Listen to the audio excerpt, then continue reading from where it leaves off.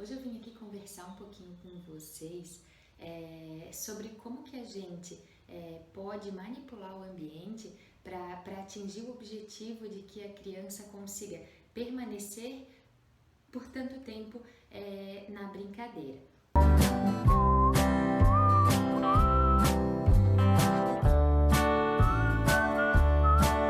Primeiro de tudo, a gente vai precisar delimitar o espaço em que a brincadeira será realizada.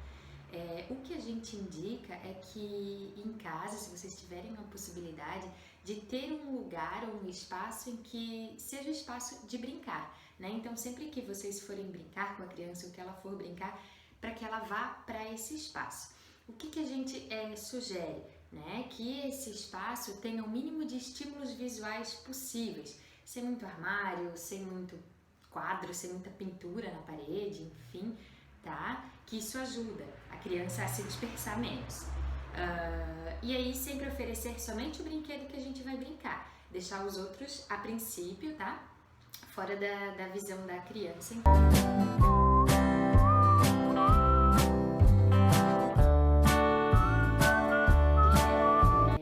Pode delimitar ainda mais o espaço em que a criança fica, porque por vezes é uma criança que realmente tem baixa tolerância à permanência, né? Então ela vai ficar realmente muito pouco, então a gente precisa iniciar de poucos segundos e ir ampliando de forma gradativa. Então o que a gente pode fazer? Nesse ambiente em que a gente organizou para realizar a brincadeira com a criança, a gente pode diminuir ainda mais o espaço dela para conseguir ter um controle maior sobre o comportamento dela. O que a gente vai fazer? A gente pode colocar a criança sentadinha no canto da parede, vou dar um exemplo aqui, sentadinha assim, com o adulto de frente para ela, né? Qualquer comportamento que ela ter de querer sair ou de querer fugir ou se esquivar da brincadeira, a gente consegue contê-la ali.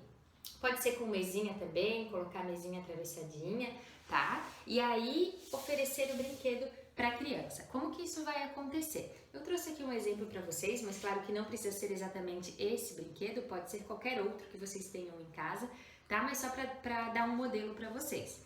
Aqui eu tenho 2 garrafinhas com água, coloquei água e tinta guache, né? Verde e azul, e tenho as argolinhas. Quem não tem argolinhas também, elas podem ser feitas com jornais, a gente pinta o jornal e fecha para formar argola, né? E a brincadeira é simples, de colocar argola de cor igual no cone igual, certo?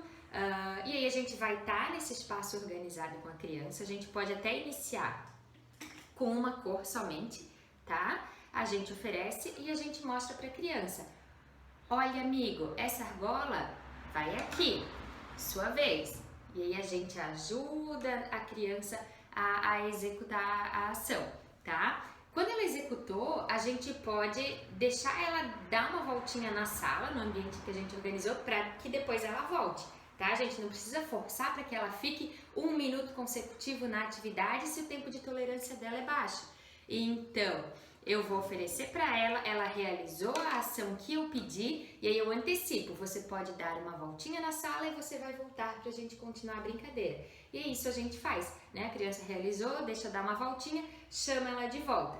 E aí a gente repete a ação. E aí a gente pode ir ampliando à medida que a criança vai dando conta de todos esses aspectos, né? Nesse caso, o adulto ele deve estipular a quantidade de argolas e o tempo em que a criança deve permanecer na brincadeira. E aí sim, aumentando tanto o tempo quanto as argolas ou enfim a outra atividade que vocês forem fazer, à medida em que a criança vai ampliando a sua capacidade de permanência então.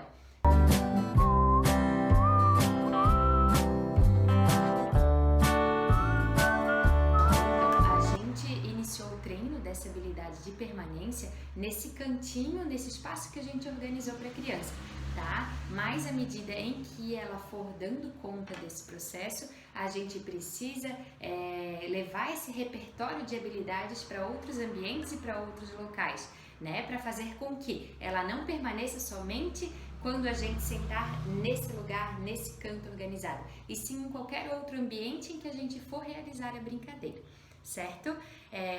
Um beijo, espero que vocês tenham compreendido e até a próxima!